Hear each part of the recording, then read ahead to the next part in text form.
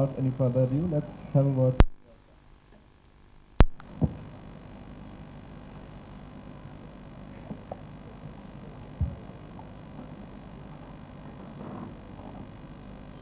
On the cold night of December 24, 1924, in a home in Kotla Sultan Singh, Allah Rafi lay shivering and moaning in labor, waiting to give birth to her seventh child. Chemo, the silver-haired midwife, had been sent for. Her hands were the most reliable, as earlier she had helped Allah Rafi give birth to her four sons. The midwife now assisted Allah Rafi give birth to a healthy child. The child cried out, loud and strong, to announce his arrival in the world. Inshallah, is baar bhi ladka hua hai Rafi, announced the midwife, and with a smile held the child up to the father, Haji Ali Muhammad, who was anxiously waiting outside the room. Elated Haji rewarded the midwife with 2 shares of wheat, good, new clothes, and few sikkas. The child was named Muhammad Rafi, literally the exalted one. For the midwife, it was just another successful birth, little knowing that this was Muhammad Rafi who was going to rule the musical world in the years to come. Good afternoon, ladies and gentlemen, and my friends from media and Rafi fans. I welcome you to this session, the 91st birthday of Muhammad Rafi, and I don't think there could be a better day to have this session. And with us we have Shahid Rafi, the son of Muhammad Rafi, who has been fortunate to spend, I think, amongst all his brothers, the maximum amount of time with Muhammad Rafi.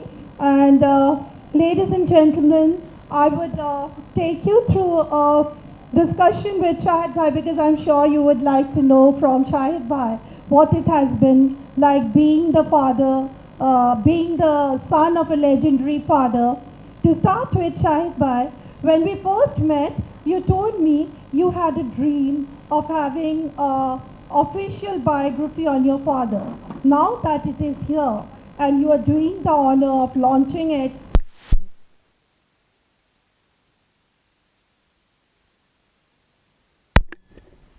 Good afternoon, everybody. The day of my father's birthday, I am really very pleased, I'm very excited and overwhelmed about the whole issue. And I am really excited that, I mean, this book has been launched during this time, during my my father's birthday anniversary. And we have, I mean, obviously, it was a dream, I wanted to write a book about my father. And in this sense, I wanted people to know what Rafi Saab was. I mean, obviously they know about Rafi Saab, but the inner part of my father, like with the people around him, what they felt, you know, the journey with my father and with the people who have taken their time off and given us this interview. And obviously, I mean, Sujata ji has taken her time, her precious time, to author this book on my father. I'm really grateful to her, and I thank her very much for the time she's given to this book. And she has traveled quite a lot as well. In fact, I mean, we have also traveled together to Amritsar and all, and to know what exactly Dad was.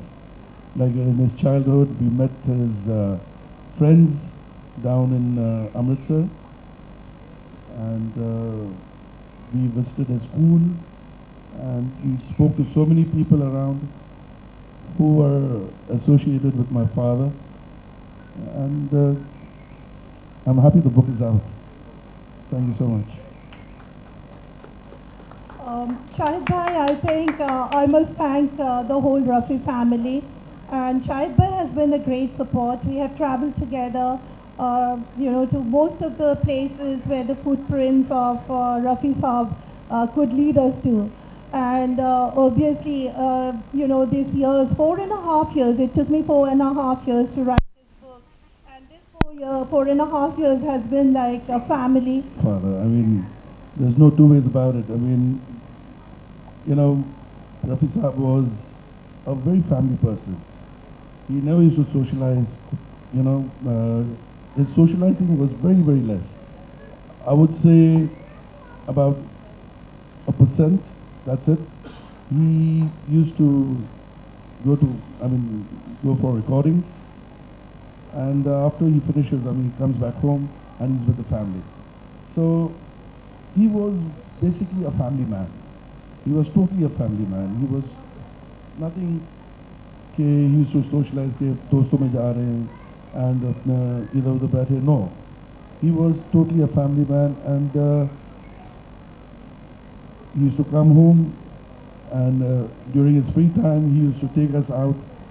Out means, we had a bungalow down in Lonavala. We used to travel to, during weekends we used to go there, and if he was busy he would join us later on. We would be there,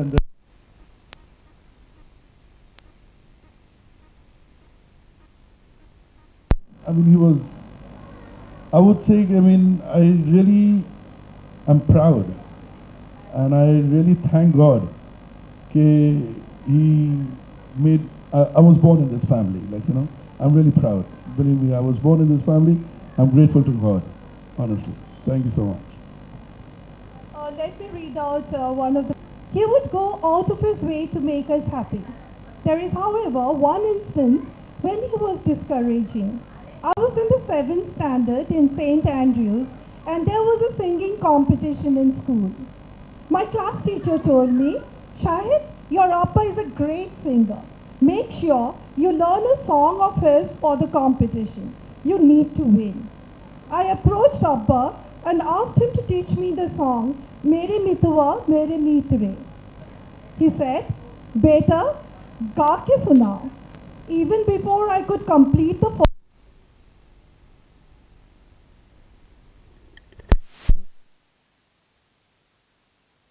us in the family to come into this industry. What his aim was that, it should be, my son should be as good as me or much better and much above me, which is, I feel it was difficult. And at the same time, he wanted us to become good businessmen.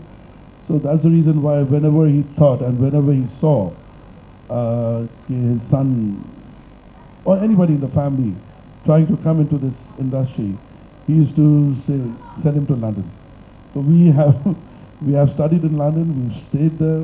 In fact, half my family is in London right now. They've been staying there for the past 40, 45 years now. And I'm here, I'm in Mumbai. I came here before Dad expired. But I keep on going up and down, yeah. But this is what it is. He kept us away from this industry. And that's it. Another question, as I came here, some of them, before you just walked in, I was waiting, and there was a question put forward to me that, there has been a lot of talks in the industry about Rafi Saab and Kishore Kumar both being great legends, and their relationship. So I think I will just read out, I just decided on the spur of the moment that I should read out a passage from the interview of Amit Kumar, the son of Kishore Kumar, so that in his own words, let me not say it, but let his son say what the relationship was between the two great legends. So Amit Kumar, he calls his father Baba, that is Kishore Kumar. Baba and Rafi uncle would often talk on the phone. I recall how Rafi uncle refused to accept anything more than a token of 1 rupee for singing 2 songs in Baba's film, Chalti Ka Naam Zindagi. In 1972, the media started talking of my father and Rafi Saab's so-called rivalry. Baba and I were then in London for a show, and we were invited by Rafi Saab for a dinner at his home. I'm witness to the good laugh over a sumptuous dinner the two had on the media gossip, and I remember Baba singing a few lines of Rafi's song in which he had sung as part of a chorus at the beginning of his career. When Mukesh ji passed away in 1976 and his body arrived from Detroit, Rafi Saab and Baba were both there in his funeral. Rafi Saab told my father, "We have lost a great singer today." Baba stood in silence, tears rolling down his cheeks. Rafi Saab hugged him and said, "Yehi hai zindagi." And I think, Shahid Bhai, you can say, when Rafi Saab passed away soon after, 4 years later in 1980, 31st July, I think Kishore Kumar was there sitting beside Rafi Saab right at his feet and crying like a child. So if you could just say a few words on that. Yeah, when Mukesh ji expired, I mean, it was such that my father was also admitted to the hospital. He was in Jaslo, and when he heard that Mukesh ji expired and his body is being taken down from Detroit to Bombay. That time it was Bombay. So my dad said that, I mean, I must go and I must go for the funeral. As I said, I mean, he was also hospitalized at Jaslo. I think he was discharged, yes. My father was discharged. And then from there he went straight for the funeral. And he also not being well, but he attended the funeral, and destiny knows, I mean, after 4 years, I mean, Dad also expired. Sudden shock, I mean, nobody could believe it in the family. Okay, this could also happen to my father. It was a great, I mean, shock to us. And, well, but this is destiny. I mean, that has to come to everybody. So we have to wait as well. Good deeds, all the good deeds, I mean, go together, like, with the person. So I have never heard, or in fact, I mean, seen to, I mean, obviously, I mean, I've been with my father since childhood, except for a few years where I was in London. Otherwise, I've never seen my father, like, shouting at anybody. I mean, he was a very humble, very down-to-earth, very polite, God-fearing, and very modest, and always given. Nothing like, I mean, he never had this attitude of putting his hand like this. He was always like this, like, I mean, no. He has to give to somebody, like, I would say, charity, a very charitable person, like, And when I say modest, I remember an incident. I think, I mean, I have mentioned it over here. When Dad was recording for a film, for a song for Naseeb, Chal Mere Bhai Tere Haath Jodta Hoon. And he was singing with Amitabh Bachchan ji. That time, obviously, my father also, I mean, being a very great person, great singer, and that time his name was also at the peak. So after this recording, when he came home, so he called us. He called us, I mean, in excitement, like, I mean, idhar aao, idhar aao, idhar aao. Aaj tumko pata hai, aaj maine Amitabh Bachchan ke saath gana gaya. I mean, he was so excited. In fact, I mean, that's the reason why I said modest. Because he being such a great person, great singer, still, I mean, he was Amitabh ji's fan. Ki matlab nahi, mere se bhi bada koi hai. He didn't know, I mean, he himself, how big he was. So this was my father. I mean, the modesty, that was in him. That was Rafi Saab. Since we are talking about the philanthropic side of Rafi Saab, and the whole industry vouches for him. As I said, he was a farista, some call him a Sufi. I mean, tales and stories and facts go around about how much he has given to this industry, and quite selflessly. Let me